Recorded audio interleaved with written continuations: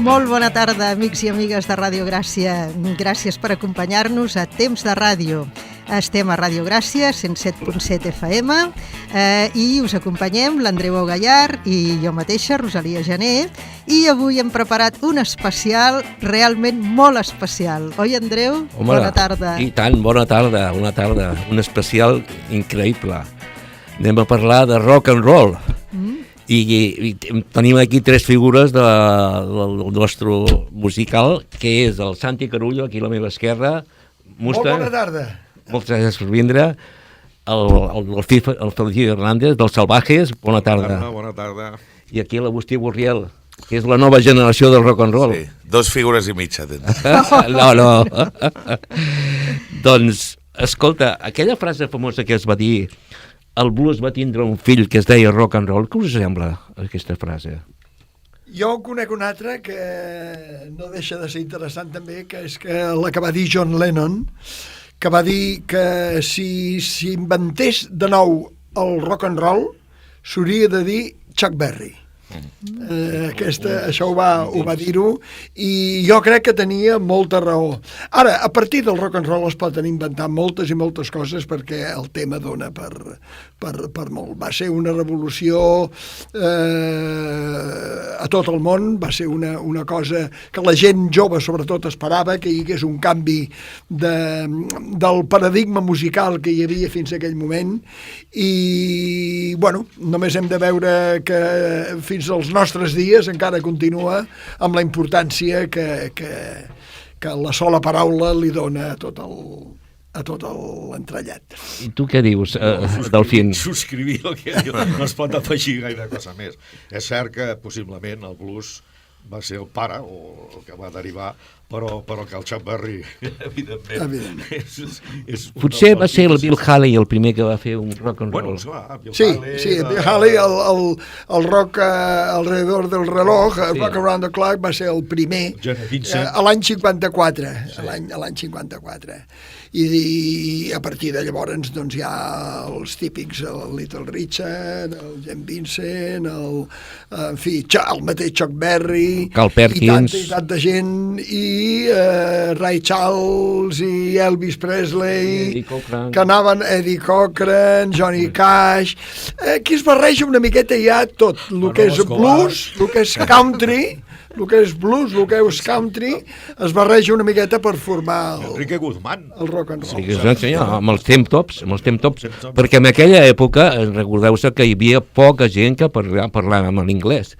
I llavors els temp-tops, no sé si tu... Clar, sí, home, Enrique Guzmán i tant. Sí, a més, ahir ho parlàvem, ahir comentava jo, tornant aquests dies, he fet una petita gira amb un cantant anglès, i comentàvem, per exemple, l'accent que a vegades posàveu els primers pioners, el Santi, el Leslie, el dels estudis, que es nota que escoltàveu l'Enrique Guzmán i tal, perquè a vegades, o el Miguel Ríos, quan començava, que era el Mike Ríos, que era andaluz i no tenia acento andaluz cantando. Jo crec que posava un accent inicialment anglès, no? Per fer una mica... Sí, clar. O sigui, hi havia un accent que sorgia amb els primers cantants. I quan cantàvem en anglès, sobretot amb actuacions en directe, que no en les gravacions, perquè la companyia ja s'encarregava de que gravessis en espanyol, que al fi al cap era aquí on s'havien de vendre els discos. I doncs... era un accent imitant a Cliff Richard, imitant a Elvis, diguem, que era el que llavors ens molava, però això era inevitable fer-ho. Sí, era un anglès que crec que els inglesos no l'entenien. Sí, correcte. Era el seu problema, Delfí. I el cas de l'Agustí, que és el líder de l'Elvis Tribute Band, entre altres moltes coses, perquè fa moltíssimes coses. Bueno, sí, però esclar, ell és d'una generació posterior, que quan va néixer segurament l'Elvis ja era llegenda. L'Elvis ja era mort, sí. I com vas triar aquest camí? Bueno, doncs no ho sé. Allò que de petit comences a escoltar música i te n'adones que el que t'agrada és la música carroza, com deien en aquella època, i no ho sé, sí. Ja de petit ho portava a la sang i és el que m'agrada, i tinc la sort d'haver-me pogut dedicar això i pues mira, estar aquí, que em crideu a estar assegut amb aquests dos senyors com si jo fos algú, o sigui, em sembla... L'Agustí té una veu extraordinària, ho sabem tots i ell ho sap també, i ha sigut una troballa tardia, per dir-ho d'alguna forma, però defensa la qüestió dels que eren ídols nostres en aquell moment, com podien ser els Elvis, els Cliff Richards, que són els més propers que vàrem tenir aquí al principi, i això és molt d'agrair, i ell ha entrat dintre d'aquesta filosofia, sap que és el que a ell se li dona bé, i els veteranos li donem la benvinguda i el nostre aplaudiment a l'Agustí. No, home, jo molt agraït d'això. Jo crec que l'Agustí és purista, també. I tant, i tant. Perquè el rock també ha tingut moltes derivacions, molts invents, que si heavy, que si... I no es dedica solament... I ell és una mica purista i una mica... I no es dedica solament a les cares A, sinó que també li fa molta atenció a les cares B, que només els antics de l'època hi ha cançons que les reconeixem. I la gent normal no les reconeix. I això és un punt a favor teu. Bueno, ja, gràcies, home, jo me voy a poner rojo. No, per mi realment és això, o sigui, poder-me dedicar a la música, i en concret al rock and roll i a aquesta música que ens agrada, i llavors doncs, que em passi això, doncs el Santi que hem cantat ja no sé quants cops, el Delfín que fa poc vam coincidir amb una cosa benèfica i tal, que els Sírex et convidin a cantar, o sigui, home, és que jo, doncs bueno, per mi és complisomnis en realitat, i al final, doncs bueno, m'ho passo molt bé. Per tu què? M'ho passo molt bé. Això és el principal. Amb els iaios, no? Sí. Això és el principal. Sí. Per tu què és el rock and roll? Bueno, doncs, jo sempre dic que el rock and roll va ser una revolució social, evidentment, o sigui, jo crec que té a veure, és el so que té una adolescència dels anys 50, primer als Estats Units i després a tot el món, evidentment, que necessita, el que deia el Santi, que necessita un canvi de paradigma. També té molt a veure, jo crec que quan deies allò del blues i això, té molt a veure amb que en aquell moment als Estats Units la gent socialment estava segregada, o sigui, els negres estaven per un costat, els blancs estaven per un altre, i allà és on comença a obrir-se, i la música ajuda molt per això, o sigui, el fet de que hi hagi nois blancs que ja els hi sigui igual de quin color és la persona que fa música i si els hi trau la música els hi atrau, o sigui, que l'Elvis es criés en un barri totalment de negres o que el Jerry Lee doncs aprengués a tocar el piano amb músics negres, això fa que es trenqui una mica aquesta segregació, i el rock and roll jo crec que és la banda sonora d'aquest context social d'una joventut que necessitava trencar amb lo dels pares, i alhora és una música feta por adolescentes i para adolescentes, no? Al final és això, o sigui... Però això que parles ja és una miqueta més endavant, perquè al principi hi havia autèntiques lluites en les companyies discogràfiques. Hi ha l'exemple, per exemple, del Little Richard amb el Pat Boone, que volien tenir un cantant de rock and roll blanc, un blanc que i li feien cantar els Zapatos Azules de Gamuza i el pobre se les veia i se les deseava. Sin embargo, en el Little Richard i companyia i en el Chuck Berry els hi sortia de dintre aquell tipus de música. Després sí, però també els països europeus va trigar més en entrar al rock and roll, principalment a França, amb Johnny Hallyday, indiscutible, a Itàlia, per exemple, amb el Celentano, que va ser l'exemple.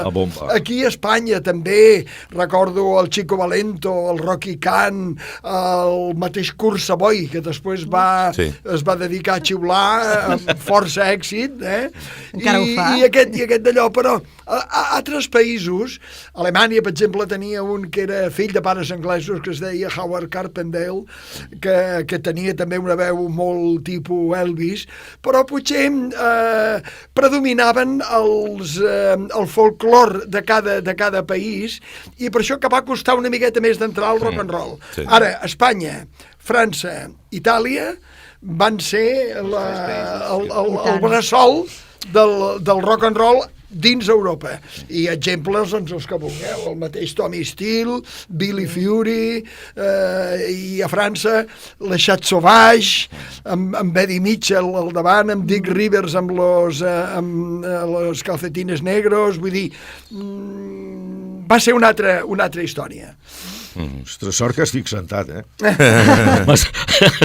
Quina memòria, quina recital. No, ho hem viscut tots, això. Sí, per exemple, jo he escoltat més els grups, o sigui, referents com cantant, o sigui, no sé, per el que sigui, a mi, ho dèiem abans, els Llopis és el primer grup que va sentir. Que a través del Francesc Miralles, el fundador de la nostra banda... La Puerta Verde. Sí, estem parlant de l'any 58 o 59, ell ja tenia giradiscos i tenia 3 o 4 discos de Llopis i me'ls posava, jo era un nen que encara anava al col·le i allà m'estava entrant. I a més, el que deies tu abans, entenia el que estaven dient. No? Després ha hagut una època que encara que no entenguessis les lletres, apreciaves era la marxa, era el canvi que dèiem abans, el canvi d'estar sentint folklore contínuament, amb tots els respectes, perquè que hi havia, i els nostres emigrants a Alemanya els agradaven més escoltar a l'Antonio Molina que no a los Mustangs i a los Salvajes. És propi de la pròpia edat, perquè avui en dia la joventut hasta veu les pel·lícules amb l'idioma original i ja no se'n preocupen d'aquellò perquè l'entenen perfectament. Doncs l'època nostra no era així. Senties blues one for the money, two for això, li deies, què dius? De fet, potser va ser una sort per nosaltres per aprendre i també perquè gravàvem i gravàvem en espanyol i tenies l'oportunitat també de desenvolupar... I amb aquells 2 pistes, te'n recordes? Les pistes. A més, en traduccions de lletres, amb el cas nostre, les lletres dels Stones, les traduccions eren aberrantes, perquè de fet no tenien res que veure, només el títol es traduïa literalment, però el més era... Aquell títol és molt curiós, Algo de Títere. Algo de Títere, sí, res que veure amb el Jumping. Sí, que té a veure.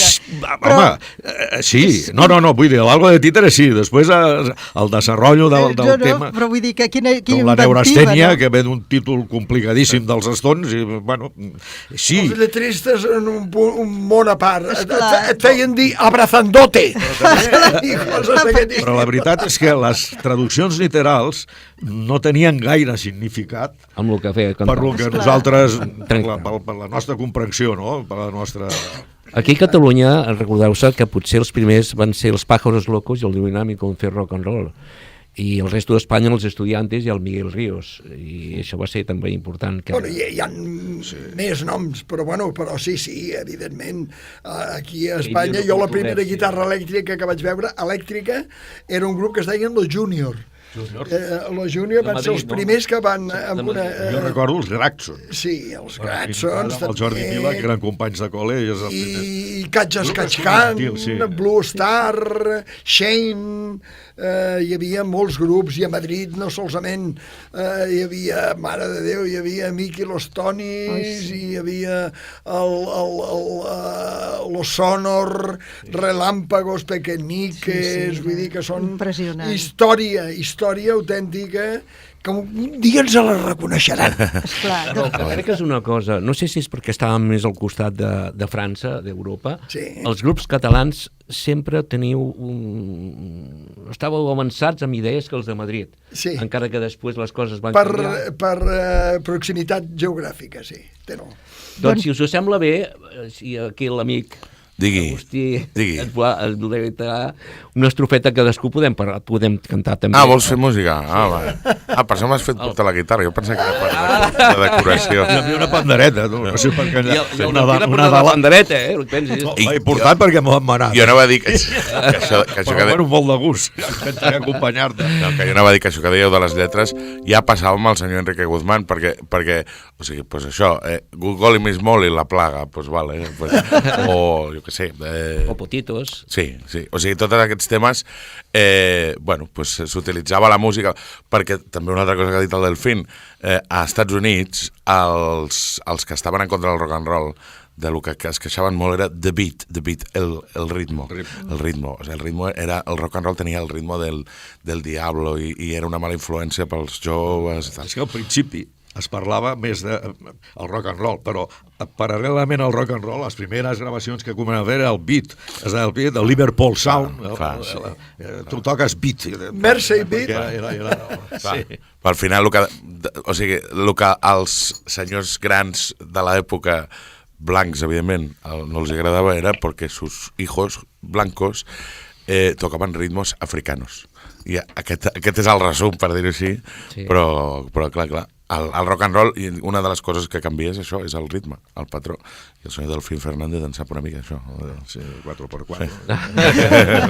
16. Això toca la bateria. Els contratemps de bombo era una cosa que al principi ens al·lucinàvem. Perquè els bateries aquí tocaven, bueno, xinca-xanca, no? I quan va començar a escoltar, doncs, primer el Ringo, que és el primer que entrava, el pum-pum aquest, ostres, com ho farà això, aquest tio? El Ringo jo he dit sempre que ha sigut el millor bateria que podien tenir els Beatles. Sí. Com el Charlie Watts és el millor bateria que han tingut els Stones. Sí, però era molt més virtuós. El Ringo, sense ser abanderat del virtuosisme, era un home que era un metrònom autèntic i anava molt bé per les composicions dels Beatles. El que passa que els Beatles van mamar tot el que és del blues i del rock and roll del Calvin. I tant. Imitaven l'Elvis, imitaven el Chuck Berry, imitaven el Robert Beethoven i tot en aquella època. Quan van anar a Alemanya, després que vosaltres, que van anar... No, ells van anar abans. Ells van anar 2 o 3 vegades. Primer anaven al Tony Sheridan a Alemanya. Sí. Després, quan el van despatxar, l'última vegada ja estava Ringo. Sí. Fins que va tenir que marxar George Harrison. Perquè era més jove. Li passava com a mi. Havia horaris a Alemanya que jo no podia actuar.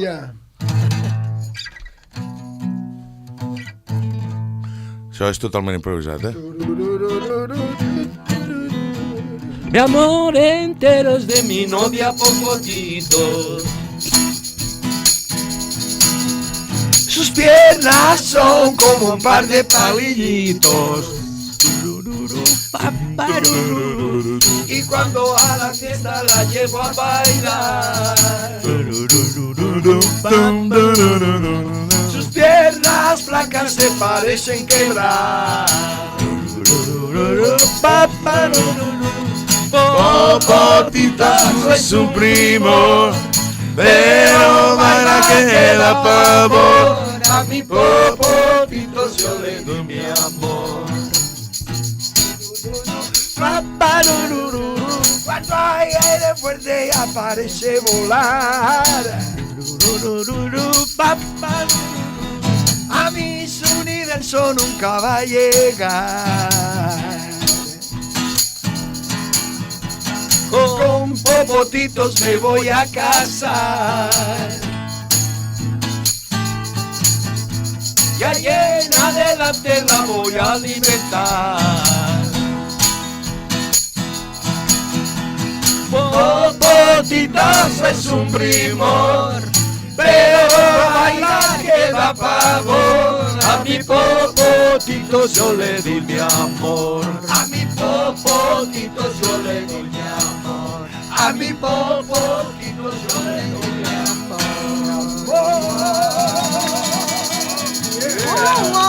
Oh, yeah. Fantàstic, la música en directe. Aquí a l'estudi de Ràdio Gràcia. Els galls. I que feu música en directe, perquè això és el que les persones les agrada i els agrada a les dues coses. Hombre! Walked through a party in the county jail. The prison man was there and they began to wail. The band was jam began to drum, began to swing. You should have a knockout, I will sing that right. Everybody let you ride. Everybody knows it right. Good danger to the jailhouse rock. El 47 dijo al 23, párate mi guate, vamos a bailar. Ven aquí volando a rock and rollar, el rock de la cárcel, para comenzar el rock. Todo el mundo mundo a bailar. Yeah, yeah, yeah. Todo el mundo en la prisión corrieron a bailar el rock. Un día hubo una fiesta aquí en la prisión, la orquesta de los presos empezó a tocar. Tocaron rock and roll y todo se animó, y toda la cárcel se puso a bailar el rock. Todo el mundo a bailar, yeah. Todo el mundo en la prisión corrieron a bailar el rock. Corrieron a bailar el rock. Corrieron a bailar el rock.